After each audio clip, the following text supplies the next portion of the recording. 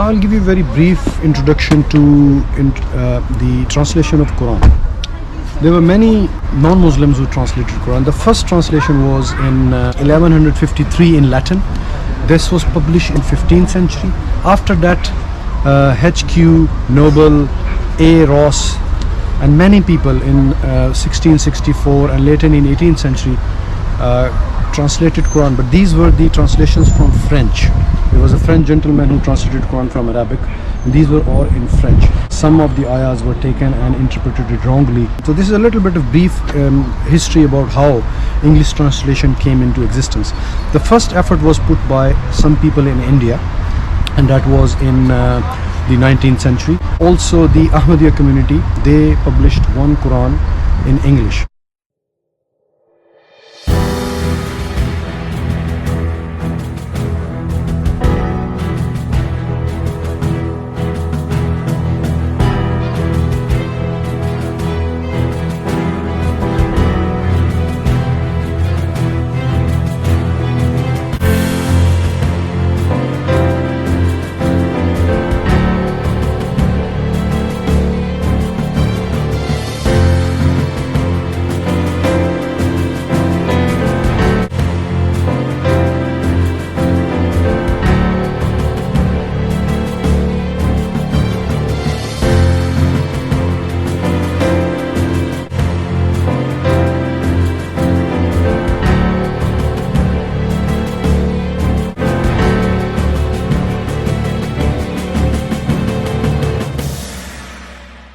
Marmaduke Pickthall. So if you look at the Quran translation, English one, so this was the man who first translated Quran first time in English from Arabic. This was a big service given by Marmaduke Pickthall, and he was from Notting Hill in London. He got inspired by Islam and was giving a talk on Islam and its progress. So during giving this talk, he announced that he's accepting Islam, and that was in 1917.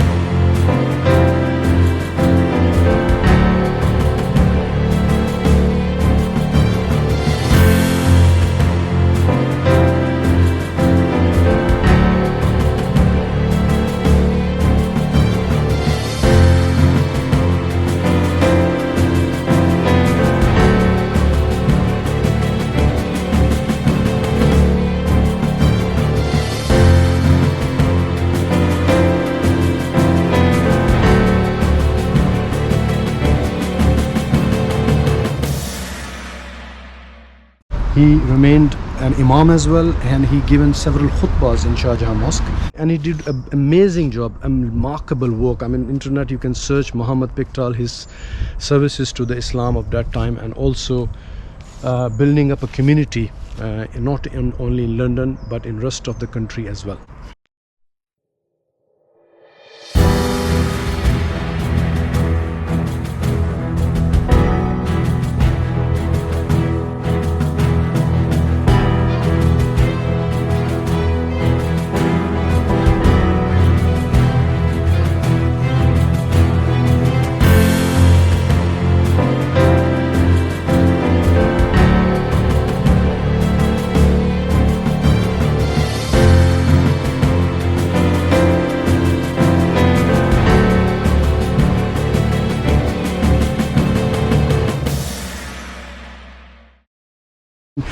First translation of Quran by an English speaking person, by a white person, first translation.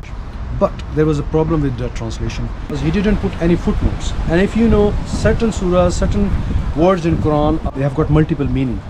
It was just Jacobean English, and this Jacobean English this was used by the Shakespeare at that time in 16th century, and people was using that type of Jacobean English in writings.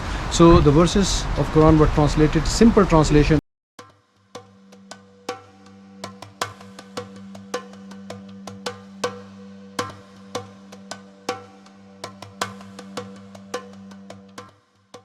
So footnotes were required. So there was another gentleman known as Abdullah Yusuf Ali.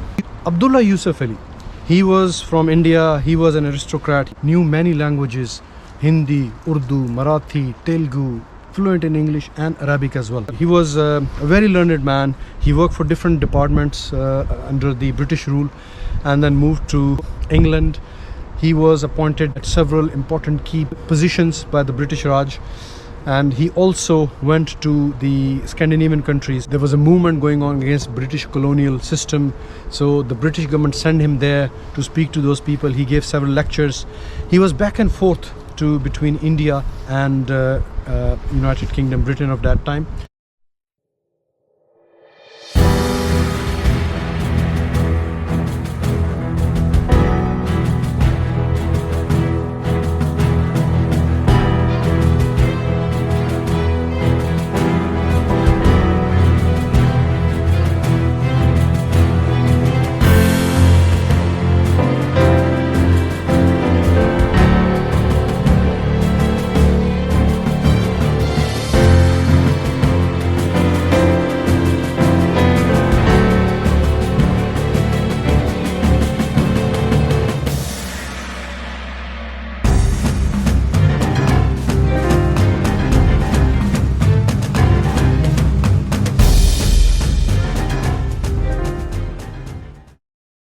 And he helped them. I mean, he was pro British soul, and he did a great service. Whatsoever his record was, he did a great service to translation of Quran from Arabic to English after Marmaduke Pickthall. He realized that translation of Marmaduke Pickthall is not sufficient, and he tried his best to give a different version with a commentary of those words and ayahs in Quran which were difficult to understand.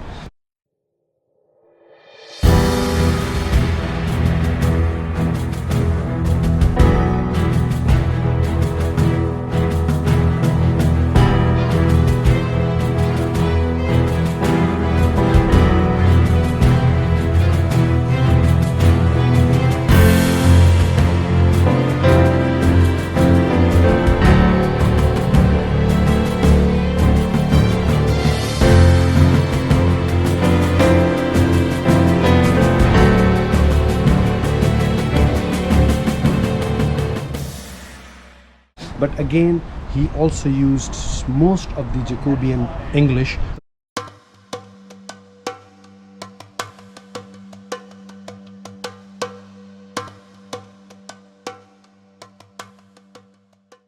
He was married, but during this time when he went back to India in 1910, his wife got an extramarital affair, got pregnant, delivered a baby. He filed a divorce finally and remarried and got 4 children from the first marriage, and there is some detail which you can look on the internet. It's a very sad and tragic story. With all these problems, British government left him alone. India and Pakistan was formed. Those two governments were not interested to take Abdullah Yusuf Ali into any position. His family deserted him. But later part of the life was not good. Unfaithfulness of both his wives and his children broke his heart, and the result was that this man of great intellectual abilities crumbled. So Pickthall's translation was somewhere in 1930. Abdullah Yusuf Ali, that translation came in published in 1934, and this was published in Lahore.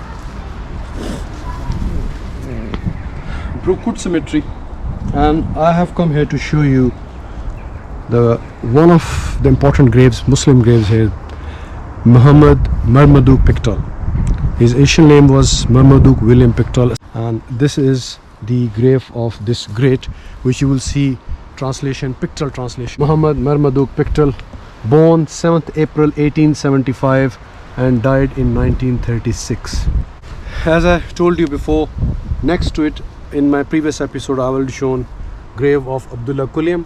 He was the founder of first mosque in Britain, But Shah Jahan Mosque was the first purpose-built mosque, and this was in 1887, and Shah Jahan Mosque in 1880. So this is the historic place.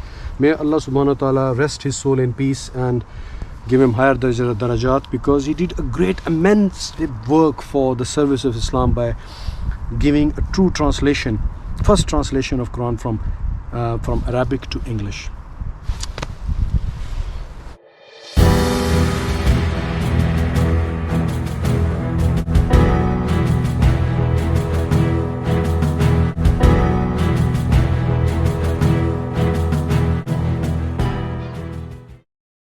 Abdullah Yusuf Ali.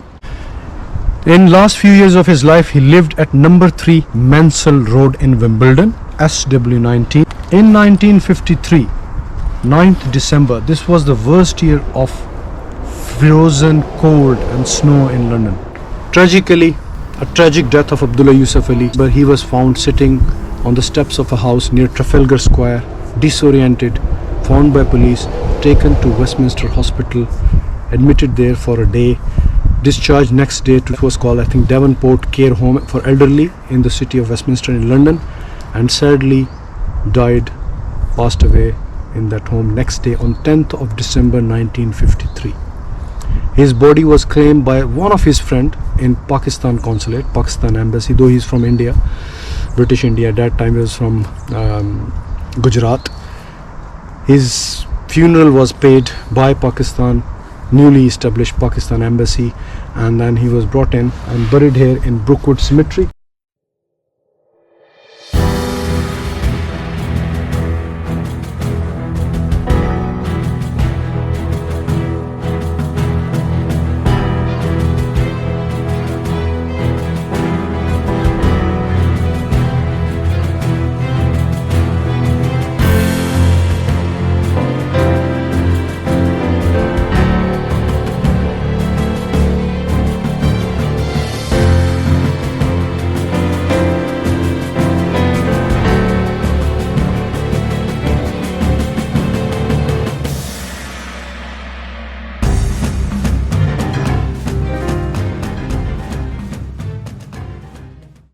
And you can see Abdullah Yusuf Ali, CBE, MA, LMM, FRSL, whatsoever these qualifications were. Born Surat, India, April 1872 and died 1953.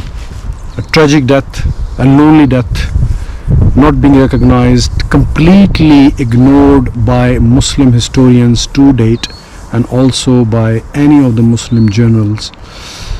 A great service by him for Islam, and his translation was with commentaries, footnotes, more better than Marmaduke Pickthall. Thank you very much.